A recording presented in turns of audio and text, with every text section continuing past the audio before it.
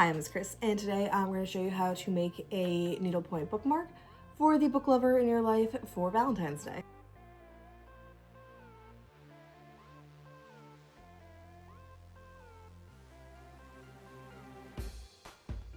To make a needlepoint pattern, you would normally use graph paper, since it already has lines. But I can't find mine, so I'm going to show you how to improvise and make your own. Using a ruler and some paper, I'm making lines less than a quarter inch apart. Since this is just the pattern and not the finished product, I'm not worrying about making the lines perfectly even, just that I will have enough boxes to map out the pattern that I want to make. Next, I'm adding horizontal lines all the way down. I'm going to make 3 hearts in different colors, but honestly you can make any design that you want. I'm putting a slash through the intersections of the lines to represent the stitches instead of coloring in the box like I would if I was making this for either cross stitch or perler beads.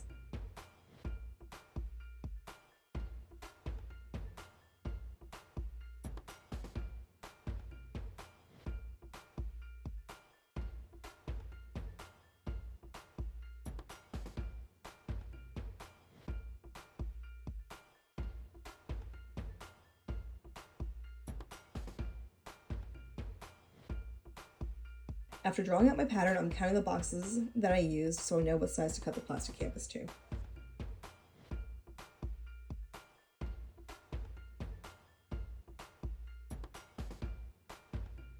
This pattern is 14 by 35, so I'm going to count out those dimensions onto my plastic canvas and cut it out.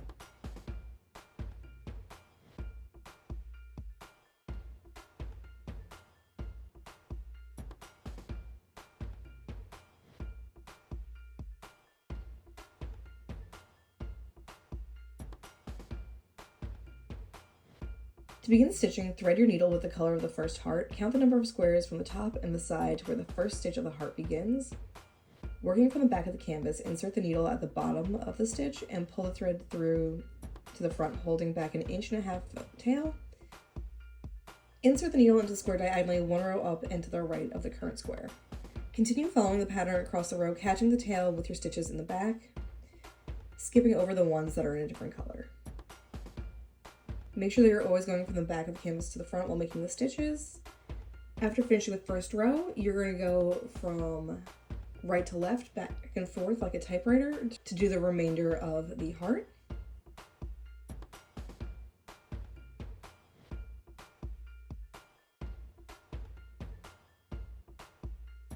Once you finish the first heart, on the back side of the pattern, slide the needle through the previous 2 rows of stitches and trim the end.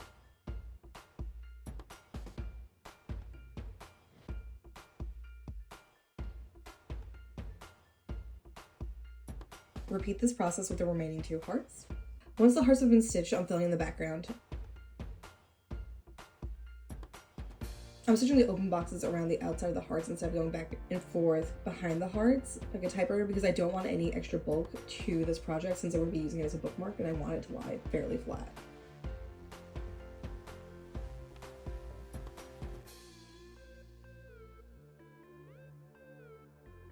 After all the stitches have been filled in, I'm wrapping the outside edges in yarn to create a nice finished edge.